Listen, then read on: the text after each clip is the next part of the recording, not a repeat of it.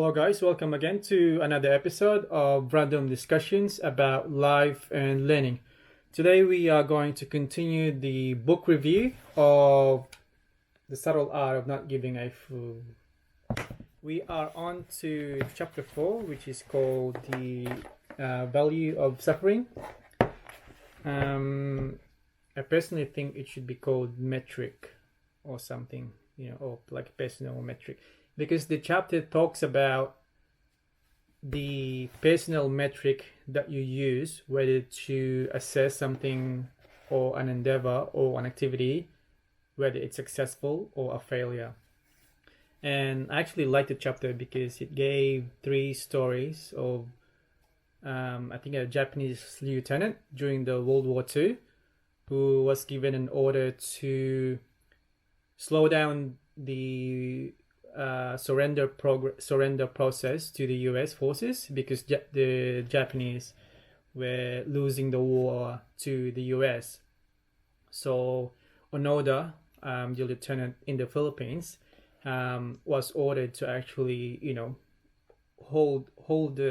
slow down the process, so the surrender process to the U.S. forces, and I think his team went to the jungle, and then not long after they went to the jungle, the war actually stopped. The war was over, and the Japanese surrendered to the U.S. But still, Onoda thought the war was still happening. So he and his team were still shooting farmers, random people in the jungle. And even though after the U.S. forces dropped leaflets that saying that the war is over, he still believed that it was just propaganda, that it's just a trick by the Americans to get them out of the jungle.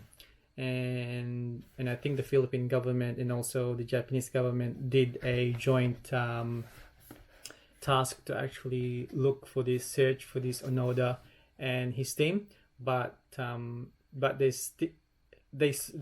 I think they did another set of leaflets, but Onoda and his team thought it was another trick.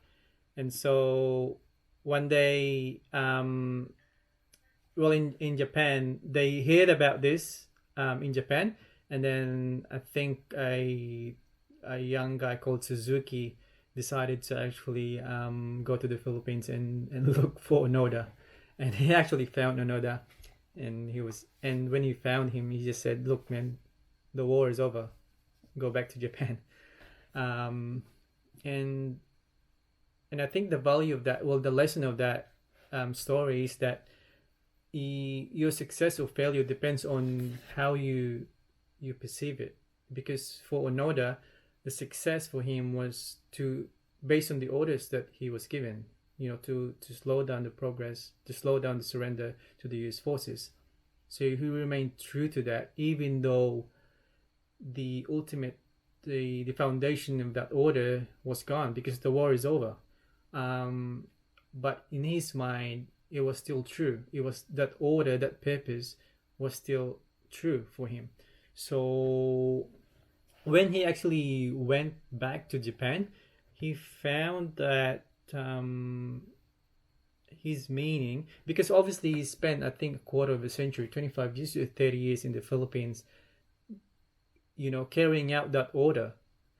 But then when he went back to Japan, it felt like his life had no meaning. Like, imagine spending 25, 30 years thinking that purpose or that goal was still in there, but in reality, the foundation of that goal is actually inexistent. So I don't know how. I can only think about how he felt when he went back to Japan, and I think he felt that his life was no meaning when he went back to Japan, because his purpose, which he held for 25, 30 years, was gone all of a sudden. And then, although he got famous and he got interviews all over Japan, he found that his life had no meaning. And I think he decided to move to Brazil, where he later on died. And I think that the lesson for that is you really gotta know, the foundation of your purpose, of your standard, your metric, whether your goal or objective is actually still sound, is still based on a foundation that still exists and it's still sound. So, like for me, this is my take. You gotta constantly check, recheck, review your goals, your purpose, if it's still valid, if the foundation of your goals are still intact. And he also gave the story about Dave Mustaine, who used to be the guitarist of Metallica, who will later got kicked out of Metallica, and then he later on formed the Megadeth band. And even though he was successful with with the Megadeth band that he formed, he still considered himself a failure because he compared himself with Metallica, which I think in the book it said 150 albums or records, and then Megadeth had 25 million.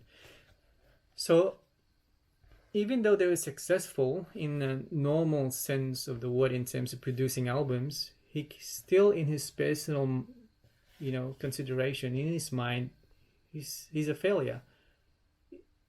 It's hard to understand, for me as a listener of music, to, as successful as Dave Mustaine, that he would consider himself a failure in comparison to Metallica.